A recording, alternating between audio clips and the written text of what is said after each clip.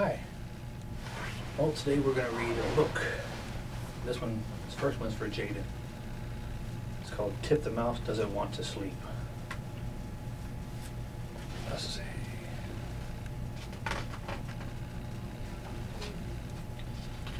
Tip the Mouse Doesn't Want to Sleep. Got a mouse in the chair. He says, It's early in the evening, and Tip the Mouse has just finished eating his delicious soup. Too bad it's all gone, he sighs, licking the last bit of soup from his spoon. His teddy bear, Teddy, is sitting all neat and tidy on the floor, waiting for him. Upstairs, Tip gets ready to go to sleep. He puts on his soft, freshly washed pajamas. Mom has embroidered a smiling moon on the front. His room is a little messy, but he likes it that way. In the bathroom, Tip brushes his teeth. It is very important for a little mouse to have clean teeth. Yummy! This toothpaste tastes good. While he is there, he washes his cheese-encrusted whiskers. Close the tube well, his mother reminds him. Don't want it to squish all over the place. Here he is, finally in bed, under his soft, warm blanket, with Teddy next to him. Mom, I'm ready. Will you come and read me a story? Once upon a time, Mom reads him a long fairy tale, hoping that Tip will soon feel sleepy.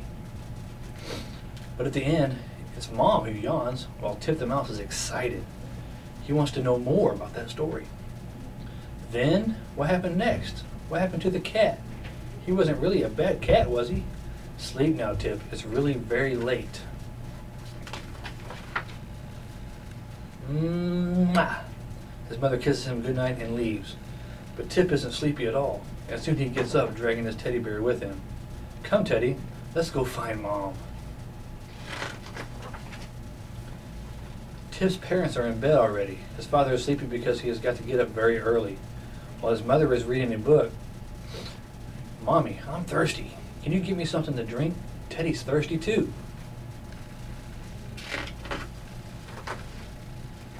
Glug, glug, glug. Tip drinks an entire bottle filled with warm milk and returns to bed. Oh, staying in bed is so boring. Nothing interesting ever happens, says Tip, sighing as he looks up at the ceiling. Tip just isn't sleepy, so he goes back to his mother, who has already turned off her light. Mom, I can't sleep.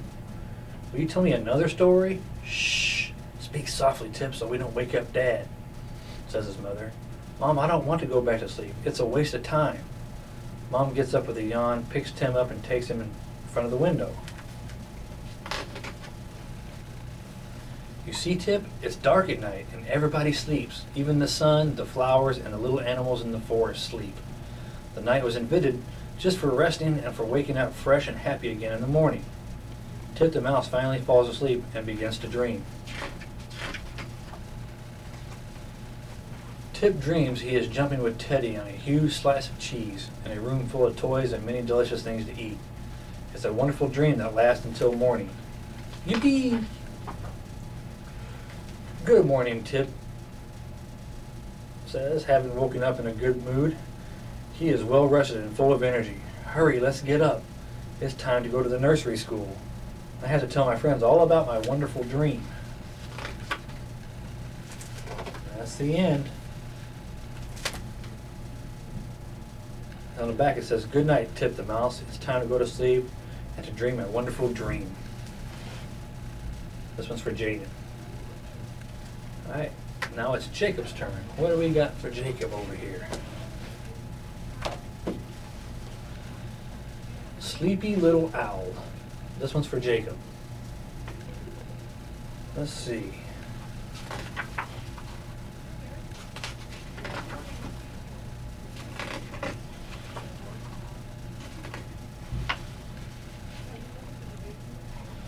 Alright, here we go. First page. Little Owl was a tiny screech owl. His feathers were soft and fluffy with flecks of brown and yellow. He lived with his mother and father in the tallest tree in Owl Wood, in a nest made of twigs and grass. During the day, the owl family slept. At night, Mother and Father Owl went hunting for food. Little Owl stayed home, snug in his nest, waiting for the time when he could go out on his own to play. One morning, just before bedtime, little Al decided he wanted to play with the daytime animals. Mother Owl told him, "Night owls play at night and sleep during the day. Now it's time to hop into your nest and close your eyes." But little Al had other ideas.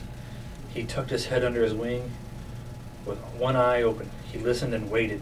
When Mother and Father Owl were sound asleep, he hopped over the nearest branch, then he took another hop and another, and soon he was down on the ground.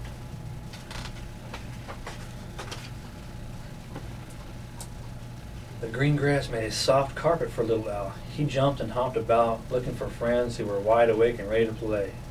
Just then little Al saw a small meadow mouse darting through the grass.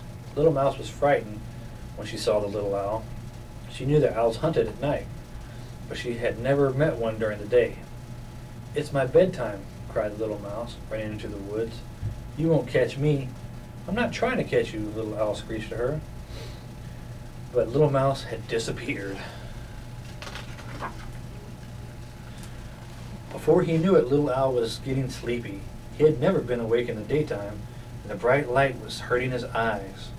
Then little Owl heard a strange noise. Rat-a-tat-tat, rat-a-tat-tat. Looking up, he saw a woodpecker drilling a hole in a tree. Little Owl said to the woodpecker, "I am so sleepy. May I rest in your nest?" The woodpecker stopped his tapping. "I have no nest," he said, "but you can rest in this hole." Little Owl hopped up and tucked himself inside the hole. But the woodpecker's bed was made of wood chips drilled from the tree. It was a padded with soft grass and leaves like little Owl's nest. "This is much too rough for my feathers," said little Owl. He thanked the woodpecker and hopped away on his way. Soon little Owl came over the edge of the pond. A frog sat sunning himself on a lily pad. Little Owl said to the frog, "I am so sleepy. May I rest in your nest?" The frog answered with a croak, "I have no nest, but you can rest on my lily pad like me." Little Owl hopped onto the lily pad. He tucked his head under his wing and set to sleep. The lily pad felt damp under his feathers. The water rippled and rocked him back and forth. "This makes me dizzy," said little Owl. He thanked the frog and hopped on his way.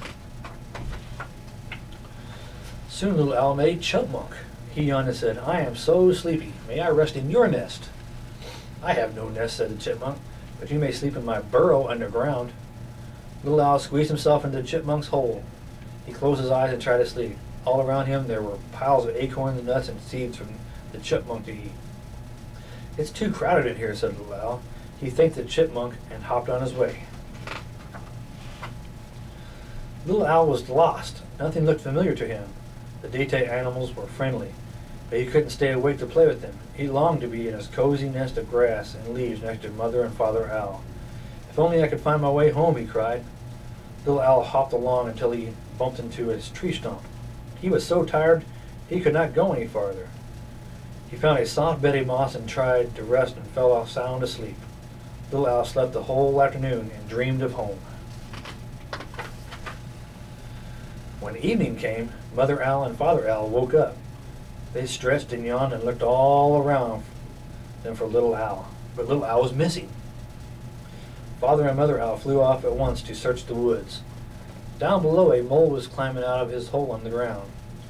When he heard the owls flying overhead, he was afraid Father Owl was out to catch him. "Don't run away," Mother Owl screeched loudly from above. "Please, have you seen our little owl?" "No," answered the mole. "I just woke up." "Thank you," said the owls, and off they flew. Next they saw a possum hanging by her tail from the branch of a tree. She was just about to bite into a crunchy crab apple.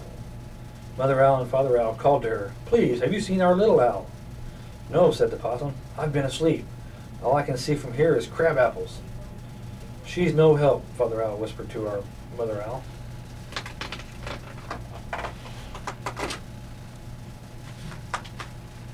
The owls flew on until they spotted another night animal, a raccoon. The raccoon was poking around outside his home in the hollow of a tree, looking for some nuts and berries to eat. "Please," cried Mother Owl, "have you seen our little owl?" "No," said the raccoon. "How could I?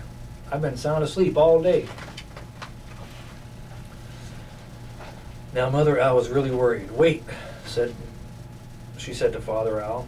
"The night animals can't help us. Little Owl left home in the daytime while they were fast asleep. So let's ask the day animals, said Father Owl. Then he opened his eyes very wide. But now it's evening and they're all sleeping. Mother Owl and Father Owl flew through the dark woods, screeching, "Wake up! Wake up! Has anybody seen our little owl?" "I saw him," said a sleepy woodpecker. "He headed for the pond." Mother Owl and Father Owl flew to the pond. There they saw a frog sleeping on his lily pad. "Wake up!" Mother Owl cried. "Have you seen our little owl?" The frog hopped up in surprise, landing in the water with a splash. "I saw him," said the frog.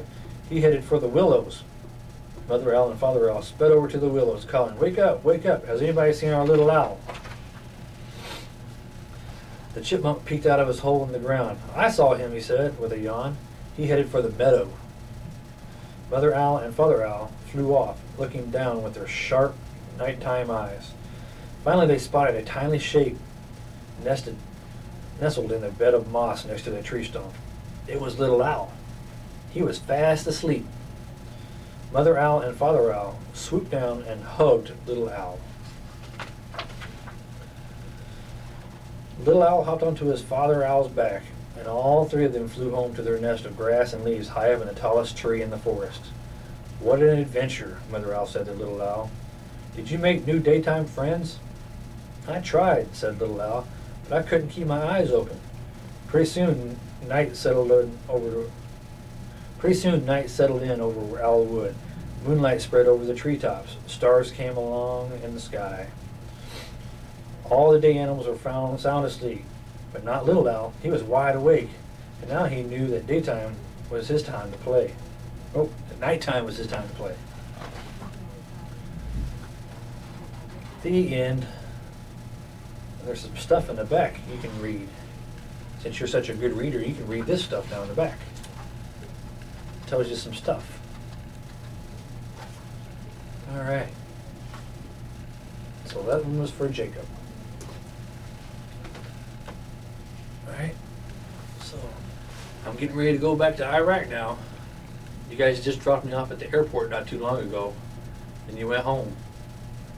I hope you guys are doing good, and I'll see you on the computer soon. I'll probably see you on your computer before you get this. So when you get this in the mail, I hope you like it. You guys will probably watch it every night. You have a bedtime story from Daddy every night.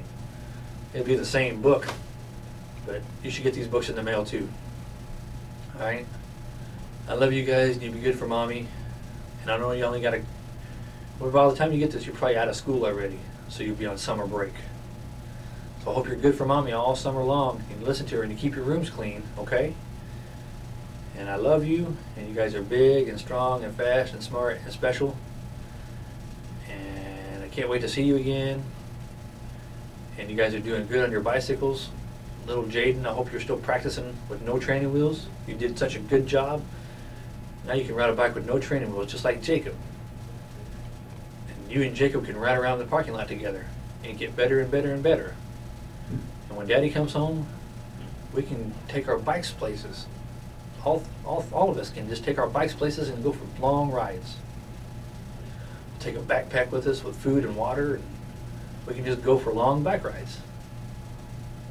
Would you like to do that? Okay. Well,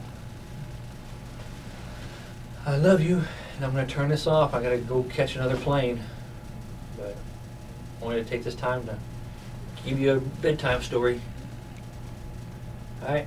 I love you. You guys be good.